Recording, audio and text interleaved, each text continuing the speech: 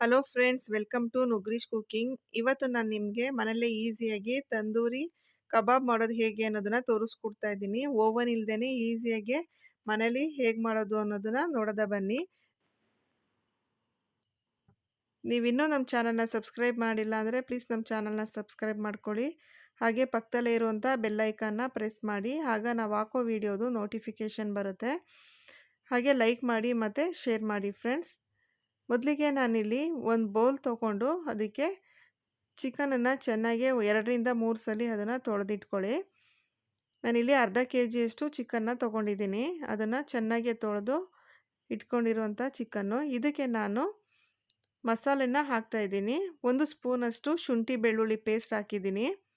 ಹಾಗೆ ಮೊಸರು, ಗಟ್ಟಿ ಮೊಸರು, ಮಾಮೂಲಿ ಪ್ಯಾಕೆಟ್ ಮೊಸರನ್ನ ಈ ರೀತಿ ಸೋಸೋ ಜಾಲರಿಲಿ ಹಾಕಿ ಒಂದು ಅರ್ಧ ಗಂಟೆ ಸೋಸಿದ್ರೆ ಈ ರೀತಿ ಗಟ್ಟಿ ಮೊಸರು ಸಿಗುತ್ತೆ. ಅದು ಒಂದು 3 ಸ್ಪೂನಷ್ಟು ಹಾಕಿದ್ದೀನಿ. ಅದಾದಮೇಲೆ ಇದು 1 ಸ್ಪೂನಷ್ಟು ಧನಿಯಾ ಪುಡಿ, ಹಾಗೆ 1 ಸ್ಪೂನಷ್ಟು ನಾನಿಲ್ಲಿ ಅಚ್ಚು ಖಾರದ ಪುಡಿ ತೊಗೊಂಡಿದ್ದೀನಿ. ಹಾಗೆ ಒಂದು ಅರ್ಧ ಸ್ಪೂನಷ್ಟು ಅರಿಶಿನ, ಹಾಗೆ ಒಂದು ಅರ್ಧ ಸ್ಪೂನಷ್ಟು ಜೀರಿಗೆ ಪುಡಿ, ಕುಟ್ಟಿರುವಂಥ ಜೀರಿಗೆ ಪುಡಿ, ಹಾಗೆ ಒಂದು ಅರ್ಧ ಸ್ಪೂನಷ್ಟು ಮೆಣಸಿನ ಪುಡಿ, ಒಂದು ಅರ್ಧ ಸ್ಪೂನಷ್ಟು ನಾನಿಲ್ಲಿ ಗರಂ ಮಸಾಲ ಪೌಡರ್ ತೊಗೊಂಡಿದ್ದೀನಿ. ಹಾಗೆ ಅರ್ಧ ಸ್ಪೂನಷ್ಟು ಚಾಟ್ ಮಸಾಲ ಪೌಡರು, ಹಾಗೆ ಇದು ಅಜ್ವೈನ ಸ್ವಲ್ಪ ಕ್ರಷ್ ಮಾಡಿ ಹಾಕ್ಕೊಳ್ತಾ ಇದ್ದೀನಿ. ಹಾಗೆ 1 ಸ್ಪೂನಷ್ಟು ಎಣ್ಣೆ ಹಾಕಿದ್ದೀನಿ, ರೀಫೈಂಡ್ ಆಯಿಲ್ ಹಾಕಿ ಇದನ್ನು ಚೆನ್ನಾಗಿ ಮಿಕ್ಸ್ ಮಾಡ್ಕೊಳ್ಳಿ. ಮತ್ತು ಸೀಕ್ರೆಟ್ ಇಂಗ್ರೀಡಿಯೆಂಟ್ಸ್ ಏನು ಅಂದರೆ 1/4 ಟೇಬಲ್ ಸ್ಪೂನಷ್ಟು ನಾನಿಲ್ಲಿ ಚಾಟ್ ಮಸಾಲ ಹಾಕಿದ್ದೀನಿ. ಚಾಟ್ ಮಸಾಲ ಹಾಕಿರೋದ್ರಿಂದ ಫ್ಲೇವರ್ ಚೆನ್ನಾಗಿ ಬರುತ್ತೆ. ಹಾಗೆ ನಾನು 1ರಿಂದ 2 ಸ್ಪೂನಷ್ಟು ನಿಂಬೆಹಣ್ಣಿನ ರಸ ಹಾಕಿರೋದು, ಹಾಗೆ ಅರ್ಧ ಟೇಬಲ್ ಸ್ಪೂನಷ್ಟು ಸೋಡಾ ಹಾಕಿದ್ದೀನಿ. 1/4 ಟೇಬಲ್ ಸ್ಪೂನಷ್ಟು ಸೋಡಾ ಹಾಕೋದ್ರಿಂದ ಚಿಕನು ಸ್ಮೂತಾಗಿ ಬರುತ್ತೆ ತಂದೂರಿ ಮಾಡೋದ್ರಿಂದ.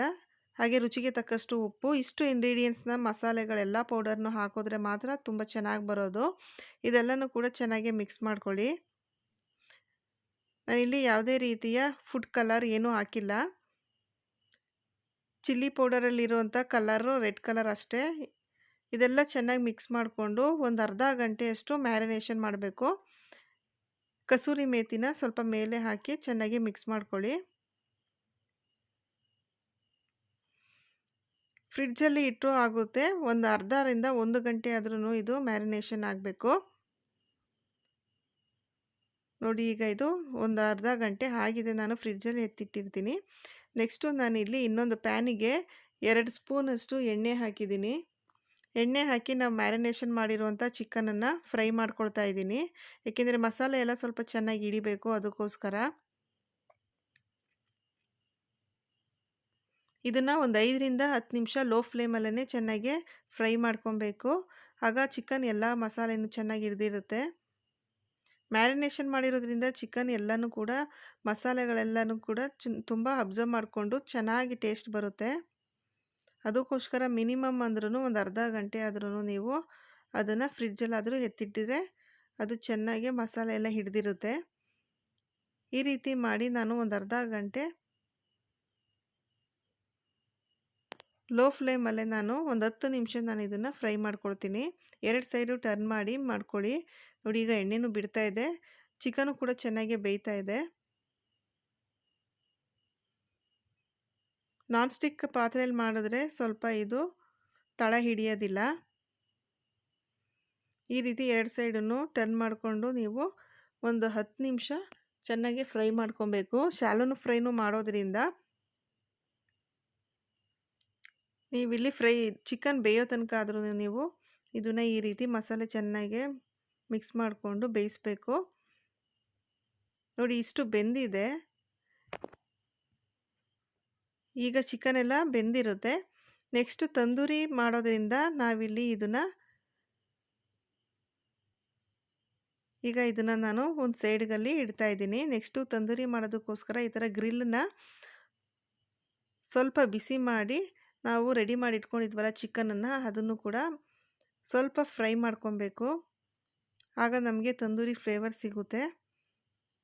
ಇದು ಸಣ್ಣ ಉರಿಲೇ ಈ ರೀತಿ ಗ್ರಿಲ್ ಸಿಗುತ್ತೆ, ಅದರಲ್ಲಿ ಮಾಡ್ಕೊಬೋದು. ಇದರಲ್ಲಿ ಉಪ್ಪು, ಹುಳಿ ಎಲ್ಲ ಖಾರ ಎಲ್ಲ ಸರಿ ಇರೋದ್ರಿಂದ ತುಂಬ ಟೇಸ್ಟ್ ಸೂಪರಾಗಿರುತ್ತೆ. ಅಂಗಡಿ ಹೊರಗಡೆ ಹೇಗೆ ತಿಂತೀರೋ ಅದಕ್ಕಿಂತನೂ ಸೂಪರ್ ಟೇಸ್ಟ್ ಬರುತ್ತೆ. ನೋಡಿ, ಈ ರೀತಿ ಎರಡು ಕಡೆನೂ ಟರ್ನ್ ಮಾಡಿ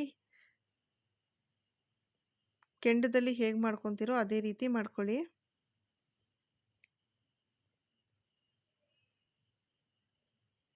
ನೋಡಿ, ಈಗ ಇದು ಕಲರು ಚೇಂಜ್ ಆಗ್ತಾ ಇದೆ.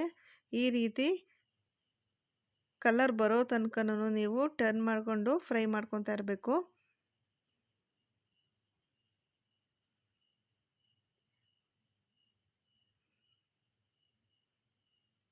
ನೋಡಿ, ಈಗ ಇದು ಎರಡು ಸೈಡು ಕೂಡ ಚೆನ್ನಾಗಿ ಬೆಂದಿದೆ. ಕಲರು ಚೇಂಜ್ ಆಗಿದೆ, ಎಲ್ಲ ಚಿಕನ್ ಪೀಸಸ್ಸು ಕೂಡ ಕಲರ್ ಚೇಂಜ್ ಆಗಿದೆ.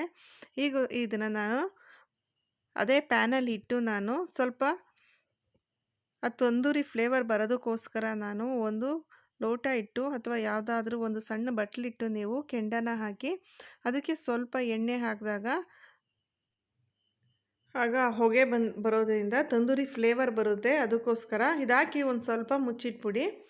ಒಂದು 2-3 ನಿಮಿಷ ಇದಾದಮೇಲೆ ಅದು ತಂದೂರಿ ಫ್ಲೇವರ್ ಚೆನ್ನಾಗಿ ಬರುತ್ತೆ. ಅದಕ್ಕೋಸ್ಕರ ನೋಡಿ, ಈಗ ನಾನು ಈ ಲೋಟನ ತೆಗೆದು ನೆಕ್ಸ್ಟ್ ಸರ್ವ್ ಮಾಡ್ಕೊಳ್ತಾ ಇದ್ದೀನಿ.